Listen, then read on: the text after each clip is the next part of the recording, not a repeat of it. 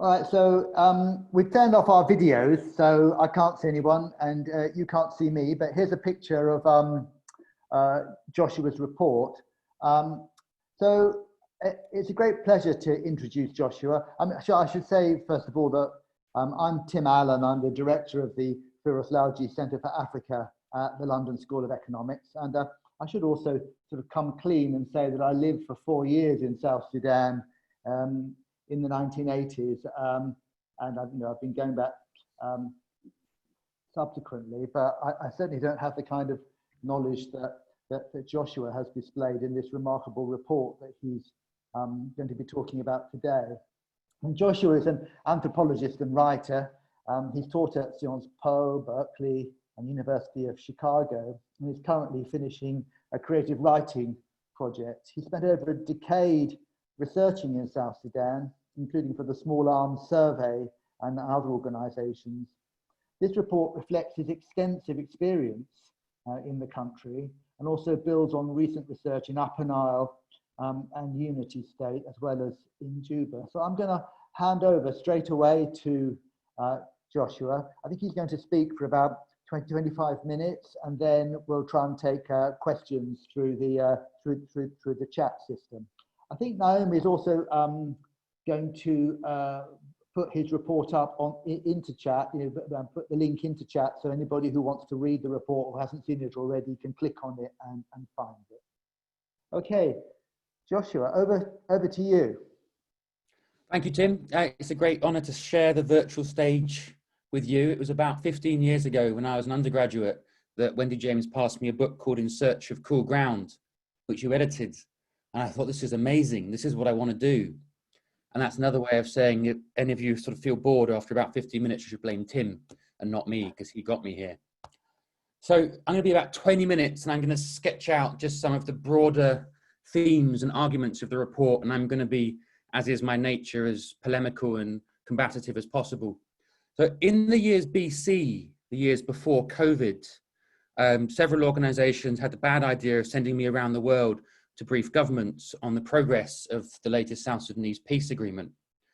And after the transitional government was formed on the 12th of March, I would talk to diplomats and they'd say, this is great, it's fantastic.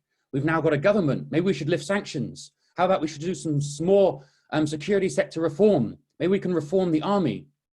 And then immediately we saw a wave of fighting in Jonglei.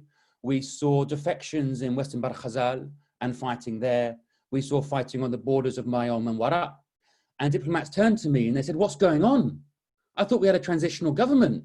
I thought there was a peace agreement. What are all these spoilers doing? And I'm going to answer that question in this report, in this talk, but I'm not going to answer it until the end, just to ensure that you keep listening. So this paper tries to do two things. One of the things is very simple. It tries to outline what is the military and security situation in South Sudan right now. And if you read the report, or if you know me, you'll know that it really goes into the weeds.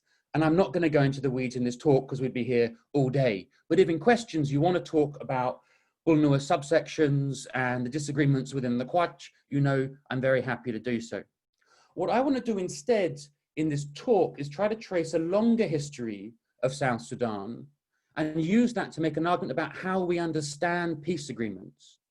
Because I think the problem in the international community, and I'm going to use that label broadly to include diplomats, humanitarians, the NGO community, though I know you're the UN, you're all very different, and you're all going to come at me during questions for not putting enough distinctions between you. But I think there is one way in which the international community shares something, which is that it shares a focus on peace agreements. And this emphasis on peace agreements often looks like a roller coaster. We're going up, yes, it's being implemented, then we go down, oh no, it's not being implemented. And everything is seen from the telos of peace implementation. And I think this produces a whole set of problems that I'm going to go through in this report. But just to point out one that continually reoccurs is that people keep on talking about spoilers. Peter Gadet, of course, dearly departed, was one of the great spoilers. He kept on going outside of the peace agreements. He kept on rebelling. And so the problem becomes spoilers. But the problem with that is, what that ignores, spoilers are not against the peace agreement. They're produced by the very logic of the peace agreement. They're included within it as a logic of the type of political economy that peace agreements produce. And I'm going to explain that statement as I go through this. But I want more broadly, in terms of what I'm doing with this history that I'm now going to go through very quickly, to begin with the following proposition: that maybe there aren't states called peace and war in South Sudan, and maybe peace agreements are not an exceptional state, and wars are not a problematic state, but to use a Spinozan locution, they're two modes of the same substance. So I want to suggest that from the beginning of the Second Civil War, there's been one overarching process in South Sudan, and a focus on whether there's peace or war, and beginning again with each peace agreement, occludes the continuities of this process. And that process is the creation of a class. It's the creation of a militarized aristocracy, to use Clément Spinoz's term, at the top of society, and a class of increasingly immiserated, dislocated people who've been moved around the country, who've been pushed into refugee camps at the bottom of the society. And the great tragedy, I think, of the international community's intervention in South Sudan, lumping all of you together, is far from creating a normative Weberian state through state building. The very process of state building from 2005 through 2013 has actually accentuated this class construction. And in its emergency interventions during the current civil war has actually accentuated this process precisely by being blind to it. And I'll leave open the question of whether the international community is willfully blind to this process or simply intentionally blind to it. So rather than going through the entire history, I'm going to go through a very sort of potted and schematic history. What do we begin with in 2005? Well, the international community comes in, and as repeatedly the World Bank told me at the time, it begins by saying, we now need to build a state. We need to build institutions. There is, as Salva Kiir gleefully said in 2011, a tabula rasa. There is a blank slate. And as Eddie Thomas points out in South Sudan, A Slow Liberation, the great sort of rhetorical advantage of this claim to the international community is that claiming that there's a tabula rasa obviates any sort of need to learn anything about South Sudan, because we're beginning all over again from the start. But of course, as every historian and anthropologist in the room knows, and to be fair, every humanitarian and diplomat, we weren't beginning from a tabula rasa, we were beginning at the end of a civil war. And what was that civil war? Well, it was the creation of a series of increasingly powerful military commanders, a military aristocracy, if you will. And that military aristocracy was built by one internal process and one external process. And those external processes, I should say, are the following: manipulation of aid supplies, so external resources coming into the country, support from external countries, so for the SPLA for a long time from Ethiopia, but for Matiep's militias, for instance, from SAF and from Khartoum. So on the one hand, this aristocracy, these military elite, built themselves on external support. And that's important because these figures largely weren't dependent on all of the very rich forms of internal legitimacy which exist within South Sudan. They were dependent rather on external support. And they used those external supports to further buttress their position by using predation and looting, stealing cattle internally. So there are external processes, and then the external processes of resource, like getting resources from the outside and getting resources from the inside via processes of predation. And they use those two processes to build alliances and to create relations of dependence. And so what happens during that period is the beginning of a great wealth transfer. A wealth transfer from civilian populations to an emergent class of military rulers.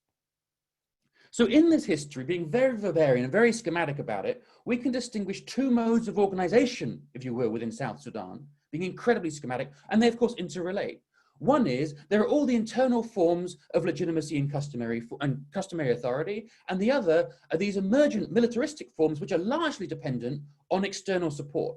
And of course they intermingle, right? Of course, just as the British attempted to organize customary forms of law, so military forms of organization also dependent on internal forms. So in Pariang, Mabek Lang's rule during the Second Civil War is dependent on SPLA support from Ethiopia, but it's also dependent, of course, on Mabek's position as someone who's had a long history in his family of having positions in customary authority. But I think schematically, at least theoretically, you can see how they're logically distinct. And you can see that what's happened since the Civil War is increasingly, for me, these two forms are both mutually constitutive, but increasingly the external military forms of power imperil the capacity of internal forms of legitimacy and sovereignty to organize their own authority. So for instance, just recently, when I was in Mayom in October and November, there was in Mankien and in my hometown, loads and loads of different local chiefs coming to organize legal cases about all sorts of thefts and all sorts of revenge killings, largely created by new forms of ordering of the counties, but that's another story. They were doing all of these cases, except they weren't doing the cases for military personnel, because the military personnel effectively said, we're not beholden to you. And so Ngoy Montoy had to come from Bentiu to my hometown to deal with the military cases, because they formed an emergent form of military authority which could not be regulated by customary forms of authority. So when the CPA begins, we don't have a blank slate, we have an extant class structure which is developing. And what happens during the bonanza of the CPA years, and for those who were there, of course, remember, you know, the tents full of money, the donors not asking too many questions and so on and so forth, that what you had is the external support, which was previously from Khartoum and Ethiopia, was now replaced by oil and donor funds. And I've yet to really read a great account of this process. Eddie Thomas's comes close. But I think one of the great sort of historical ironies of this process is that from, you know, the sort of the Juba position of the international community, what was occurring, or what people told themselves was occurring, was state building. And yet this process, seemingly, of building a unitary state was actually destroying the very possibility of a state, because on the ground, it was increasing divisions.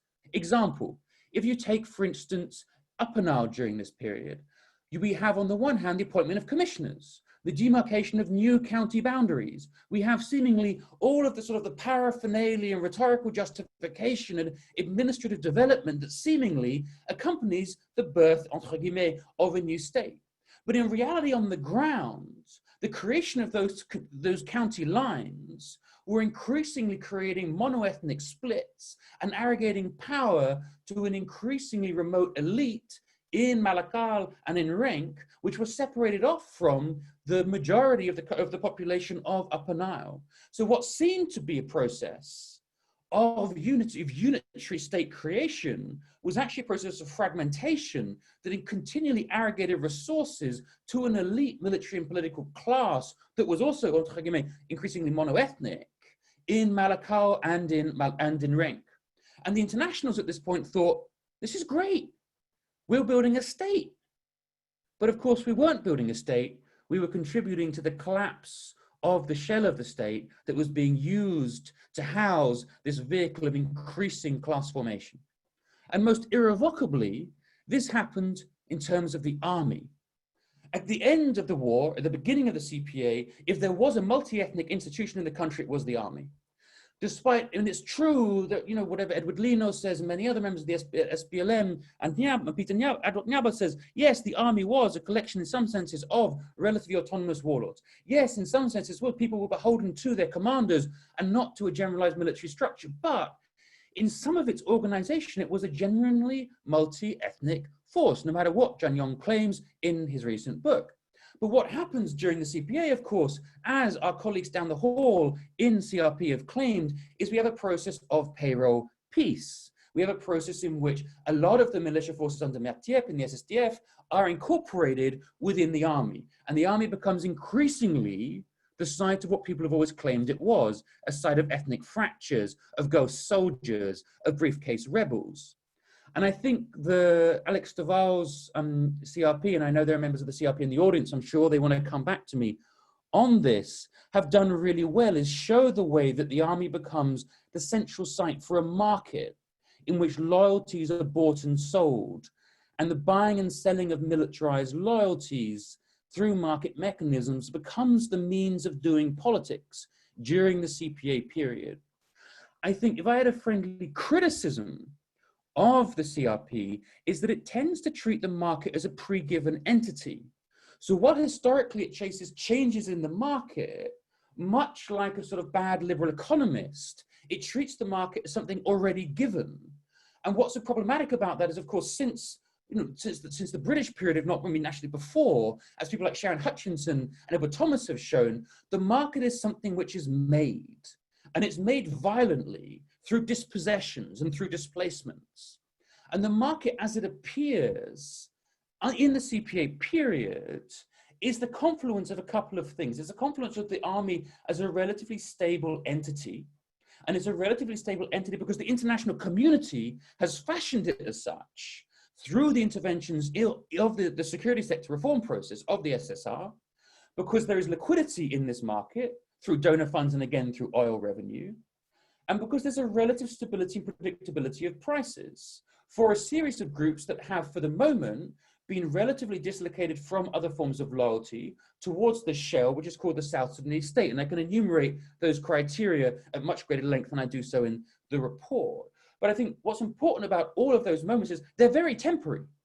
They're not the conditions of a market which will always exist.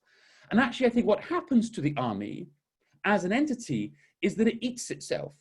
The very fact that the market becomes an army, the army becomes a marketplace, rather, is what destroys itself. The army, by 2012, is an unwieldy force. It's full of ghost soldiers. It's full of people who aren't even soldiers.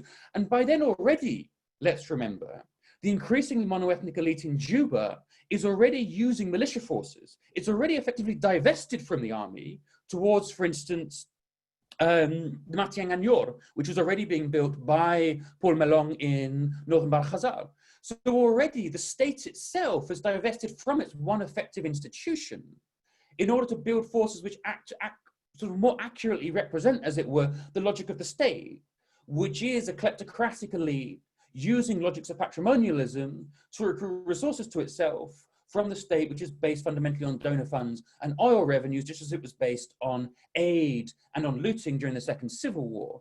So for the CRP down the hall at the LSE, it was the oil shutdown that really created the destruction of this state. And that's a market approach. But I think that what misses the way in which the army destroyed itself, the very logic of the treatment of politics as a marketplace destroys the possibility of a state which guarantees the order of the marketplace. And so I think we were ready for war before 2013, and because in truth, and this is the truth I think that an emphasis on peace agreements occludes, is that we've always been at war, that there was always a war economy, and that the CPA period actually, far from being a period of peace, was actually the intensification of that war economy. And what we've seen during the current civil war is not an opposite of a CPA period, but a resurrection of many of the same practices of the Second Civil War. Without oil, we've seen the resumption of activities. We've seen, of course, people who are long established, have long known since Tim lived in South Sudan, how to play the humanitarian game, recreating airstrips which were used during Operation Lifeline Sudan. People in the SPLAIO who were dealing with humanitarians 20 years ago, redusting off the very same techniques of manipulation or willful neglect on the part of humanitarians, this time to be used by humanitarians recently arrived in the country who have decided they're going to redraw the map and rewrite the report. And what this has seen, far from it being a change really in the CPA period, is yet again an intensification of the wealth transfer from an increasingly immiserated, displaced population to an increasingly rich, alienated, out of touch elite in Juba. And what we see here is that for the position of most of South Sudan, Juba structurally takes on the position of Khartoum. So if you look at what's happened in Maywood under Ochan, Juba, has in this case instrumentally intervened in what is effectively a local intersectional Nur dilemma in order to split the opposition, arrogate resources to itself, and temporarily create control of an area in much the same way that Khartoum used Bulnur militias to fight against Machar during the late 1990s and early 2000s. And the international community's response to this sort of resumption of the same has been to say, let's rewind the clock back to 2005. The limit of the international imagination has been an elite power sharing agreement with a security sector reform process based on a unified army. So let's put that differently. The limit of the international imagination has been to recreate precisely the conditions that led to the Civil War. That's our only central hope. And so that brings us to the question that I asked at the beginning of this talk, and which will come to the conclusion, which is why, when we have this new government, have we had a whole series of desertions? Have we had conflict breaking out around the country? Well, we've just had an SSR process, which has had, as its telos, again, the same idea as the CPA's SSR process, which is to say, a unified army. Except realistically on the ground, this has been based on the military dominance of the government. It was effectively, as Matthew Pritchard likes to say, a negotiated surrender. And in this case, what we've seen in the SSR process is, one, the government has refused to canton. This is not a process of unification. It's a process of bringing the rebels within the government army. Two, it has no real interest in forming a unified army. It hasn't funded it. It has no real interest in the training program. Instead, what's actually happened is an accentuation of the logic of the military situation during the current civil war, which is that the government has entirely divested from the army, and in a sort of sleight of hand akin to a three-card Monte, has built up its forces outside. So while the international community has been obsessed with trying to create a unified army, the government has built up the effective military structures of the country, which are entirely outside of the army, certainly outside of the SSR process, which are the monoethnic militias built up as part of the military intelligence and the National Security Service. On the other hand, again, for the SPLAIO, and to a lesser extent for SOA, the SSR process has been the possibility to rebuild its shattered forces. So while during the politics of numbers, which I'm not going to go into here, but I go into at excruciating length in the report, in theory, we have an army which should be 29,000 as some beautiful sort of normative Weberian idea of an army which faces external threats. Actually, what we have is a rebel force which has attempted to maximize the number of people it has. It's used this process, this SSR process, this is the politics of numbers, as an attempt to rebuild its shattered forces, decimated by conflict with the government in 2018. And it's done that through basically creating a pyramid scheme by bringing people into cantonment with the promise of wages and the promise of ranks once they get into a unified army. But it is, of course, a pyramid scheme because it's operating under conditions of austerity. We are not in the CPA, there aren't the donor funds and there aren't the oil funds. And so what the SSR process has actually done, far from creating the possibility for peace in the unified army, is dangerously brought together central clusters of violent young men, potentially violent young men, who will realize that they've been lied to and conned, and thus possibly create the possibilities for a fragmentation and further intensification of the war. What we also have through this fictional process of the peace agreement, which has brought together this Potemkin rebel government, is that we have a rebel force which is in Juba, which is effectively under house arrest, which is largely dependent on the largesse of the government, and we have a series of real external oppositions.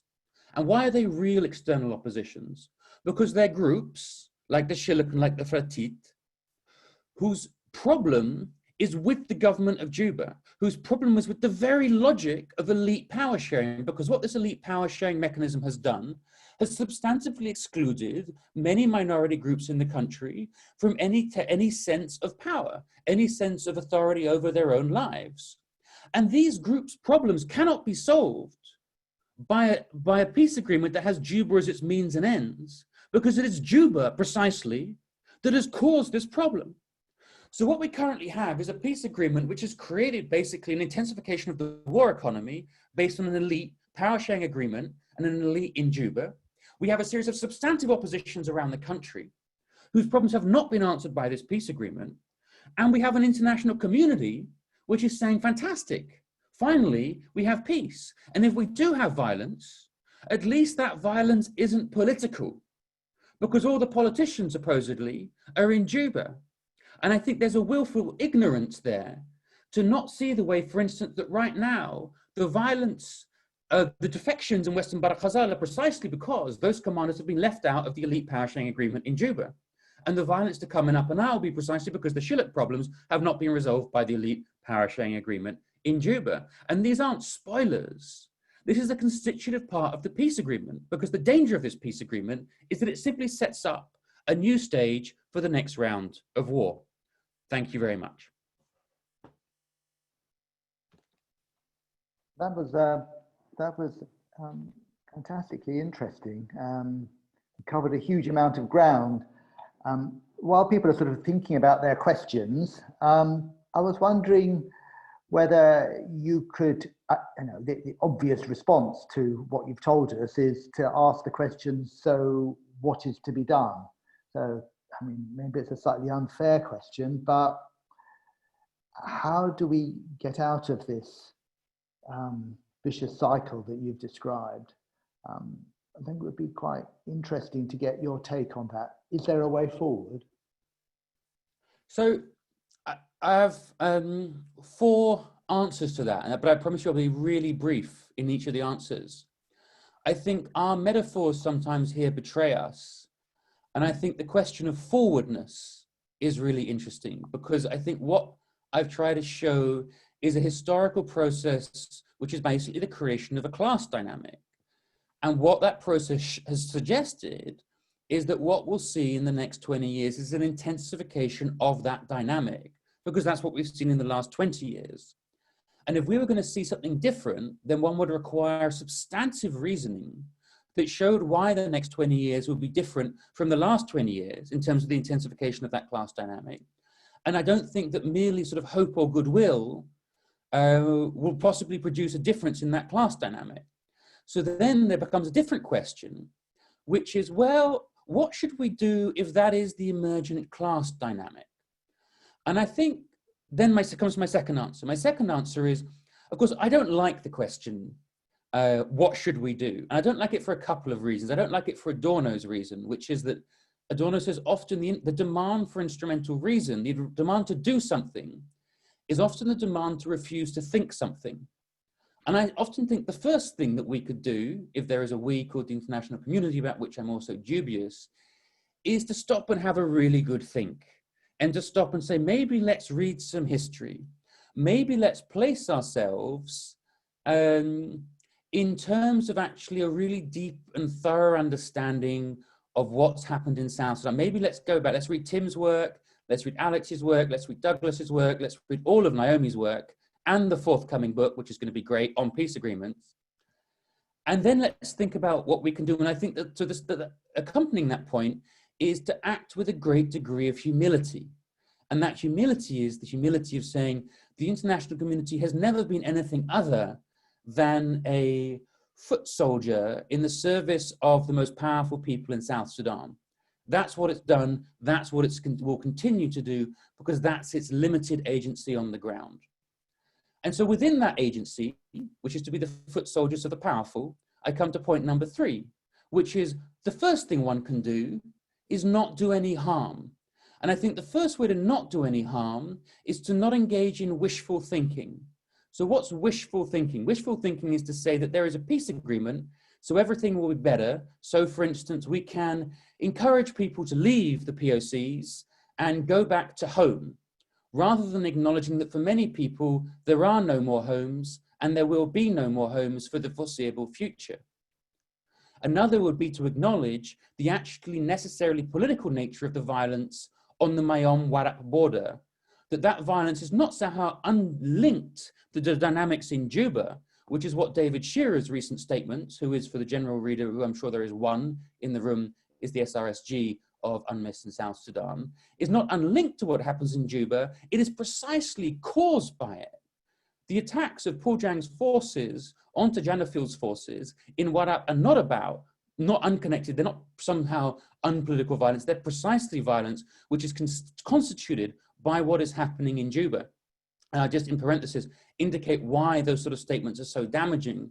I was recently, 4 days ago, a country of origin expert telephonically testifying in an asylum seekers case in South Sudan, in where the Department of Homeland Security used Shearer's statements as a reason to deny to claim that an asylum seeker should be denied asylum because there was no more political violence in the country. Thankfully, David Shearer and DHS lost the case. And then I think finally, my fourth point would be, if we've decided to be humble, we've decided to learn, and we've decided to do no harm by not engaging in wishful thinking, I think most fundamentally, we should stop engaging with the state. I think it's sort of a painful historical irony for me that South Sudan has a great history of non-state groups, which are full of rich forms of internal legitimacy and organization. And I say both as an anthropologist who studied the Nur and also as an anarchist, that those are the rich sources of legitimacy that I think one should support in the country. And yet the international community's response time and time again is to say, okay, how do we build a state? Where if there is one institution which is pernicious and predatory since the 18th century in southern Sudan, it has been the state. Okay, that's a really interesting response. I mean, I was thinking about, as you were speaking, I was sort of wondering why lessons weren't learnt from an earlier period. I mean, the obvious period I'm referring to here is, after the Addis Ababa Agreement. And I wonder whether there's any mileage in thinking about how the circumstances now are different or similar to what happened after the Addis Ababa Agreement in South Sudan. Having lived in South Sudan during that period, I saw many of the same sorts of things as you described, and yet somehow relative peace was sustained for a decade. And how that was possible, perhaps, is also an interesting question. Kind of putting the focus of questioning the other way round. That you have these kind of muddled political situations that somehow carry on, and that situation might have carried on for longer had there not been a deliberate decision to subvert it. So I just wonder whether there's anything you could comment on there. The other thing, in terms of what can be done by, I suppose, the international community, if that's the term we're going to use, and this is a question that's been posed by one of the participants, how does it relate to protection of civilians who are in these protection sites at the moment? Is there any prospect of doing that in a sustained way that will actually improve those people's lives, or at least protect them from extreme forms of harm? I mean, they're two great questions. I think the first question, I'm wary that there are real historians in the room, rather than just a pretend historian who's an anthropologist. But I would say that I think there's two things very schematically about the 72 to 83 period. One is that we have the possibility of a state schema, right? I mean, and a socialist state schema, which is at play, which was absolutely not at play in 2005, but it was a scheme which actually at least promised investment in the South, and in some ways actually came true on that. And I think, I'm not sure if it's fair to say this about Eddie, but I think it's like Eddie Thomas, I maintain some nostalgia for that period and the possibility of an actual Sudanese state that was contained within it. But I think also we have to be aware that structurally, with the oil crises that punctuate the 70s, the conditions of austerity in terms of the global economy, and the global capital economy, that then makes that an almost impossible scheme to continue, and weakens Numeri's position such that he has to forge new political alliances that harden the position against the South. I mean, that's a dream that can't be continued. And then I think within that moment, that there wasn't just like a positive promise of the state, but there was also the promise of state neutrality relative to groups who weren't actually integrated into the state, even if they were, I take it, integrated into the global economy. And I think one of the things that sort of really perniciously happened with the nationalism of South Sudan is that via the mechanisms of county border making and state border making, there is the interiorization of forms of nationalism that allow logics of predation and control that really come to bear in the Second Civil War to be extended on a much more local level, So that's a sort of temporary answer, a placeholder answer to the first question. And then in terms of the second question, I take, UNMISS's point that they never expected to be housing New Bentiu and New Malakal, and that wasn't their position as peacekeepers. I disagree with them on all sorts of other points that maybe we could go into. But on the other hand, I think the reality is that it's not clear that even if there were peace, and I don't think there will be peace substantively in a sense that would allow returns for the foreseeable future, that people would have any way of going back to, say, Southern unity, because it's not clear that the herds will actually be able to be revived. And partly what we're seeing is the violent and traumatic shift between modes of production that is occurring right now. So it's not clear that there are the resources to sustain forms of life. On the other hand, it's clearly just not the case right now with the intensifications of violence that this peace agreement has brought about, that it is in any way safe to do any sort of returns or suggested returns or somewhat encouraged returns or returns with support and mobility. The reality is that for now we have an increasingly an elite which is increasingly alienated and centralized in Juba, and this is one of the central points I made in the report, but that centralization is consequent on a fracturing of the political landscape in the rest of the country. So while the elite are more and more unified, solidified in terms of their class position in Juba, the rest of the country is more and more fractured in terms of the sorts of violence you get. For instance, in WOW right now, there is no way. Like literally, I'm getting reports. I got reports this morning of ongoing violence in WOW, around WOW town, as I'm sure everyone who's working for UNMISS who is in the lecture hall did as well. There's no way that you can encourage returns from WOW, from Malakal, from Bentiu. And that's going to be the case for the foreseeable future. We have to deal with thinking about what protection of civilians looks like in a state of permanent displacement, in which where people have been displaced to will be their homes for the foreseeable future. And if the international community has a role there, which is a role in terms of the do no harm principle, it is to facilitate the making of real substantive homes, schools, education, etc. in those places. Thanks. I don't know whether you can see all the questions that are coming in, Joshua. Are you able to? No, I have to talk to a blank screen, or I'm overcome with anxiety, sadly. No, I can understand exactly. That's the story of my life, actually. But we've got some very interesting questions coming in. Tom Kirk is raising the context to all of this, a bit the broader context. There are many things that you described that have parallels in other places, Afghanistan being an obvious example.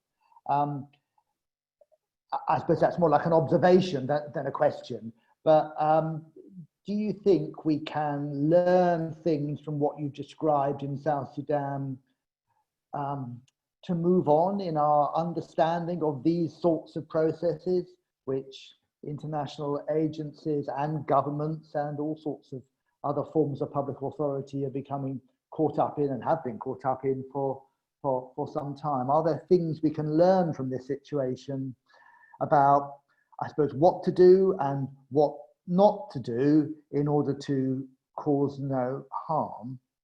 And I suppose one thing that's at the back of my mind is the discussions about mobile and stationary bandits. If it's the case, as you indicate, that engaging in these processes essentially means engaging with elites, is the crucial thing whether those elites invest locally or abroad? I think that's a really interesting question, Tim. I think we see in South Sudan that, of course, elites invest abroad, as various rather pompous think tanks in DC have shown at painful length. But they also, of course, invest internally. And you can't see Nguyen's power base in Juba and Bentiu without seeing his very detailed and intricate connections to the elites in Mayom, and that's true across South Sudan, right? There's a lot of local investment in maintaining networks of affiliation and dependence. I think basically if you look at, and I would say, though I know far less about Afghanistan, so true Afghanistan, at the international community's history in both countries, I think you have to be realistic, and you have to be realistic about one thing, that the international community in its various forms of engagement in these countries is bound to the state. It's bound to the state legally. It requires the state to operate in these places. And it's bound to the state intellectually. It cannot think about a place unless it thinks about a place as a state, as a nation state. That is, of course, the great story of the UN. It is itself not a nation state, but wherever it goes, it seeks to build nation states. And I think the great story of Afghanistan and especially South Sudan, and also especially South Sudan and Somalia, is that the great story of the UN here is that in trying to build a nation state, it's guaranteed it's fracturing. In trying to construct something which was never there and probably will never be there, is just given resources to groups that have allowed that structure to be created, like to be fractured more and more, while at some sense sort of keeping the dream of the nation state on ice as the normative telos for any international intervention. And I think the problem is that while actually, of course, various parts of the international community do really good work, and of course that includes parts of UNMISS, that includes MSF, that includes WFP, etc., do wonderful work on the ground, that work is sort of almost in despite the actual normative structuring of the international community in the country. Okay, yeah, all right, that's helpful. I mean, when I was thinking about investment, I mean, this relates to another comment from an anonymous attendee, the way it comes up on my screen. I was thinking about how people have an interest in making places safe and prosperous, you know, and their families, themselves, their relatives, their dependents are all invested in those places. And that can make a difference. And so, but this particular point that's been raised is, you know, the humanitarian systems created a small, independent and educated elite through education, camps and employment in South Sudan. Could those sorts of people be used to leverage some kind of active challenge to the military, or maybe some kind of safe zones where that can operate according to different sorts of principles? Is that something that's possible, do you think? So I guess my first answer is I don't know. I think that requires a lot more thinking and a lot more research. I have many friends, South Sudanese friends, who are researchers who will say, yes, that you can see sort of the emergence really of two elites, and one elite is largely NGO educated or externally educated in Uganda and Kenya. And then there is a sort of much more military elite, much more aware of, I mean, that comes much more through the history of the SSDF and the SPLA. And you can see in sort of county appointments and in state level appointments a sort of alternation between these two elites. And I think that's very interesting, but I'm also sort of skeptical, I think, of the degree to which that NGO-based elite is actually autonomous from military sources. And I think, you know, but on the other hand, I think it's always very difficult. And I probably am guilty of overstating the degree to which that there is a sort of predatory political economy based on militaristic violence that dominates all of South Sudan. And I think I do that because I'm mainly employed, or was employed, by Small Arms Survey, and my research is on guns and weapons and the military. So I have a slightly slanted view of things. And so when I read Rift Valley Institute reports on sort of internal customary processes of peace building in northern Bahr Ghazal by local authorities that have retained a relative autonomy from the military, I'm sort of gladdened, and I'm aware that there are these very delicate processes that can be supported, and yet I'm also aware of how easily those very processes are very quickly instrumentalized and incorporated within a military logic. And I think the way in which the Gojam and the Dechimbor, the various white armies, are both the autonomous forces for community defense, but also instrumentalized by political power in Juba in pursuit of political power, indicates how precarious some of those forms of autonomous local authority are. But I absolutely would agree that there are various forms of local legitimacy that can be important power bases that are not, or at least relatively not, continued within that military logic. And of course, the money and resources provided by humanitarian organizations, not in terms of aid, ironically, but in terms of wages, I think constitute the most important sort of contribution, a positive contribution to South Sudan's political economy that the humanitarian industry makes. I suppose something to highlight here, which again relates to some of the other questions that are coming in.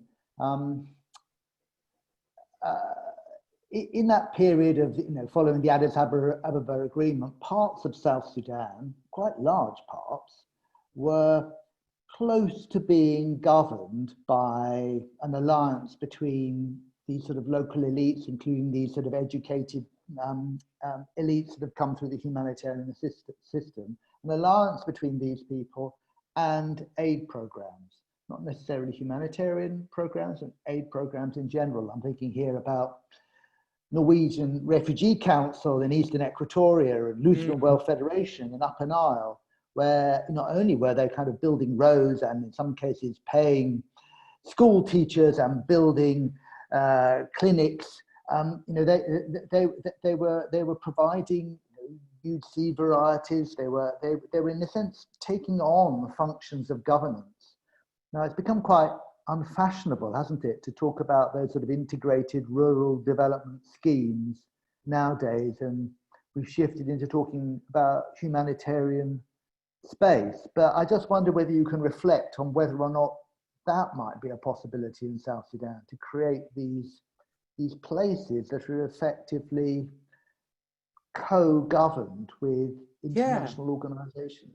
I mean, I really sort of want to turn that question to the audience, but I think I also have something of an unearned nostalgia for a period in which I was not, which is to say the late 70s and the 80s. And I think, though I'm sure the NRC representative, which is in the audience, will want to respond, but the image of an NRC which went into South Sudan and said, how can I live and serve with the people with whom I'm in agreement, and engage in this sort of co-constitutive work? Well, that sort of model of intervention is really like, if I'm honest, the sort of doctors without shoes model of the Cuban intervention in Angola, where it wasn't a case of a negotiation with a state by an organization largely dependent on donor organizations, whose interests were, of course, never the same as the interests of South Sudanese people on the ground, but a case of trying to work with and alongside people on the ground and be co-constitutive with their interests.